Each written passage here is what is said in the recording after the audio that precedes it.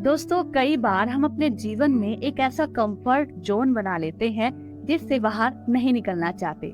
लेकिन अगर अपनी अलग पहचान बनानी है तो उस कंफर्ट जोन को तोड़कर बाहर आना होगा, तभी हम बना पाएंगे अपनी पहचान। मैं हूँ आपके साथ आरजे इंदु, रजनी के माथे के बिंदु। और आज कहानी लेकर आई हूँ आपके लिए प्रगति का रास्ता। एक बार एक विद्वान एक गांव से गुजर रहा था कि उसे याद आया कि उसके बचपन का एक दोस्त इसी गांव में रहता है। तो क्यों ना आज बचपन के दोस्त के घर जाकर उससे मिला जाए, उसका हालचाल पूछा जाए।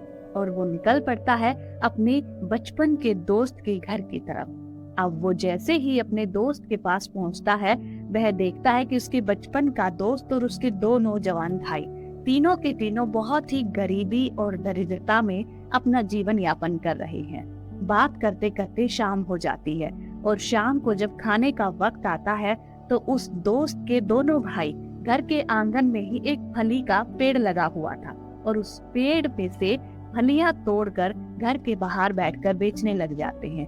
उनसे जो भी पैसा आया उस पैसे से उन्होंने आटे और दाल को खरीदा। अब वो आटा और दाल 4 लोगों के लिए पर्याप्त नहीं था, तो उसमें से एक भाई ने उपवास करने का बहाना बनाया। दूसरे भाई ने कहा कि मेरे पेट में कुछ गड़बड़ है, इसलिए मुझे भोजन नहीं करना। अब जो खाना है वो सिर्फ और सिर्फ उस विद्वान और उसके दोस्त ने खाया। अब रात को विद्वान को नींद नहीं आती है। वह सोचता है कि किस तरह से अपने दोस्त की गरीबी को दूर किया जा सके, उसकी दरिद्रता को कम किया जा सके। और अचानक से वह उठता है, एक कुल्हाड़ी लेता है और उस कुल्हाड़ी से उस फली के पेड़ को ही काट डालता है और रातों रात वहां से गायब हो जाता है। अब जब सुबह उठते हैं तो सारे के सारे गांव वाले वहां इकट्ठा हो जाते हैं। सारे के सारे लोग उस विद्वान को गालियां दे रहे थे। भला ऐसा भी कोई दोस्त होता है जो अपने दोस्त की रोजी रोटी छीन कर चला गया? कोई कुछ कह रहा है, कोई कुछ कह रहा है और तीनों के तीनों भाई बड़े जोर जोर से रो रहे हैं और अपनी किस्मत को कोस रहे हैं। लेकिन 4 साल के बाद वो विद्वान जब उस गांव के नजदीक से गुजर रहा था तो फिर से अचानक से उसके मन में ख्याल आया कि चलकर देखते हैं कि आज मेरा दोस्त किस हालत में रह रहा है। और जो 4 साल पहले वो काम करके आया था, उसका डर उसके आज भी था कि गांव वाले हो सकता है उसकी पिटाई भी कर दें। लेकिन पिटाई होने के डर का भी उसको खतरा नहीं था और वो आ जाता है अपने दोस्त के पास मिलने। लेकिन अब की बात जो सिचुएशन थी वो पूरी तरह से अलग थी। दोस्त की झोपड़ी की जगह एक बड़ा आलीशान महल वहां पर था।